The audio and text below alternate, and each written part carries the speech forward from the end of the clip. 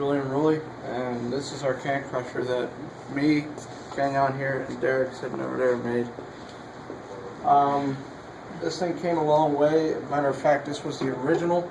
We were going to make it much like how train wheels work with the drive piston. We were essentially just going to have a piece of metal mounted to a board and have it rotate, and with that rotational motion turned into linear motion by this end, we were just going to have it pivot and crush. But there were a lot of variables and a lot of timing issues with that, so we wound up wiring this up and making our own shroud. Matter of fact, if you can look in there, it's a 3D printed plastic shroud. We got to test a new color, very lovely red. And behind it, if you look here, by this piece of metal, is a piece of wood we had to make to hold that 3D printed shroud, because we ran into some mishaps trying to mount it originally and wound up shattering it internally. So we put a piece of wood there, and now we have it threaded, and there's a bolt sitting behind it glued on, and so is this here. Or no, this is actually drilled on. There's 2 screws in there. You can't see them very well, but we actually had to do a 1/8 inch bore and drill that out so we could actually put screws through it. I put this I made all the measurements, well, not all the measurements, but I made all the cuts and put this thing together. I like to think of myself as a sort of a craftsman, but it wasn't exactly as planned. Actually, if you look in the back here, you'll see the piston that's crushing the cans.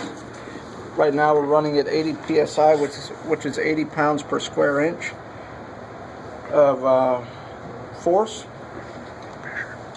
pressure. And my design intent was to make it like the magic box, you know, can goes in, can comes out, you don't see what happens in the middle.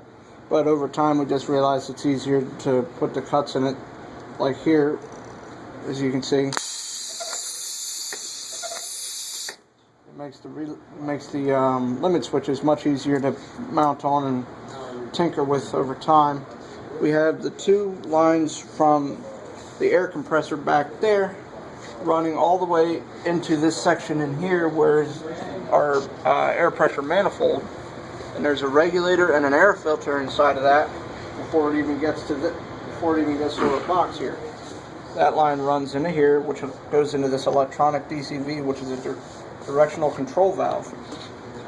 And then what will happen is, when this thing opens, say air normally runs in through this, so the piston will always push back until this switch is inside, telling it to push it forward, so on and so forth, which are in correspondence with these limit switches.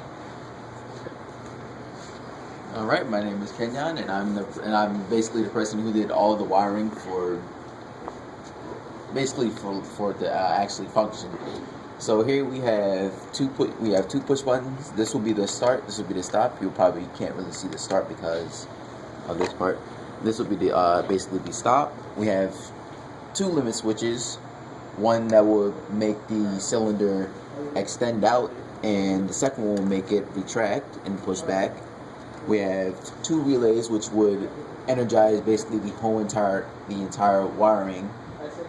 And what would we call this? The electronic DCV. The electronic DCV, which would tell the air where to go, essentially. Yeah, basically. Okay. All right. And that's about it.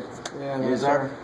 And before I forget to mention, this is on in a 40-degree incline back here, because we realized the weight of the cans from this little magazine we made pretty much does not keep the cans in steady, and the cans would bounce around and get caught in these corners and push up against the wood, and ultimately start ripping this off because of all the force, where we wound up putting it on a 40-degree angle so the cans would just roll in and stay solid.